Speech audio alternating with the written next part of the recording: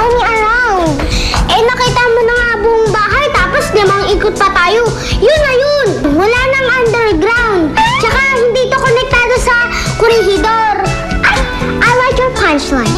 Really historical. Agapito!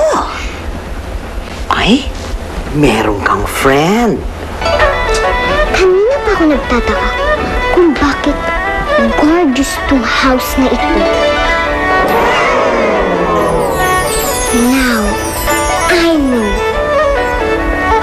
Why? Because I'm gorgeous? I like you. I want you to stay here in my house. I like you.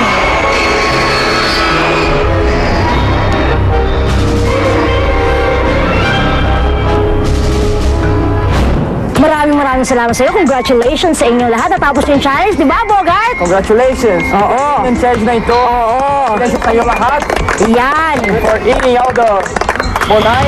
Namonay, putok, Spanish bread, pandesal. Pandesal. Oo. Sobrang dami. Na may wasabi, super worm. Worms. Bagoong. Ay, si Lola! Andito si Lola!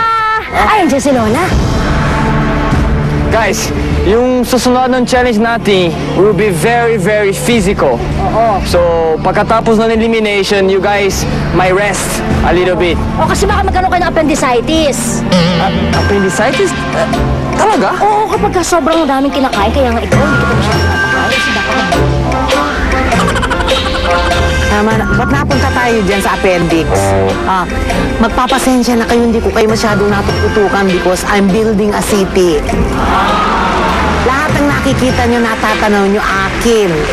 Ang tawag ko rito sa city, Akin City. Wow, Akin City! Ngayon, dumaan na tayo sa unang pagsubok. Sinabi ko na sa inyo na makakatikim kayo ng isasalang kayo sa iba-ibang mga elemento. Kaya lang nga, ang naisalang sa inyo ay iba-ibang putahe. Na ang kasama naman ay tinapay na inyong minamasa. Kaya lang may mga ron tayong alituntunin. Kumbaga may mga rules tayo. At kasama na dyan sa mga rules na yan, pag lumabag tayo doon sa rules, talagang hindi natin maiiwasan na may minus tayo. Kumbaga, yun ang magiging dahilan kung bakit tayo mai-eliminate. Dito sa nangyari sa inyo, inubos ng Team Green ang lahat. Madaling natapos ang blue, pero may itinapon.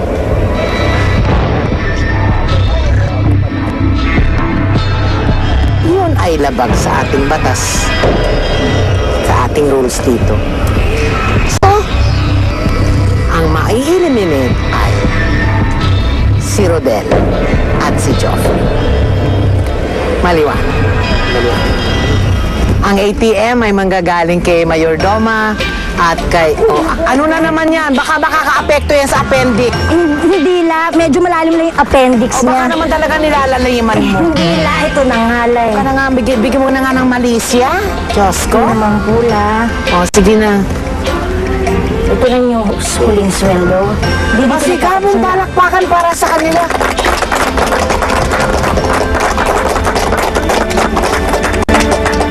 Habang hinihintay ko sila, sabi ko, palagay ko pasok tayo. Yun nga lang, medyo meron tayong konting penalty na yun nga, may 2 points minus. Pero hindi ko man in-expect na kami mai-eliminate. Unang-una, syempre, kami nauna. Pero sabi ko nga, kumbaga sa karera, hanggat hindi tapos ang laban, hindi mo masasabing panalo ka. Minsan kahit malayo na ang kabayo, pagdating sa meta, nadadapa, may ibang nananalo.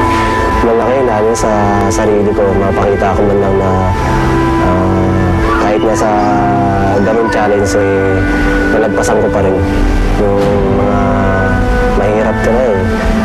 Malaking ano mo na rin siwala sa sarili mo yun eh. Nasa ganung challenge, nakatapos kami. Isang pagmamalaki ko na rin sa sarili ko.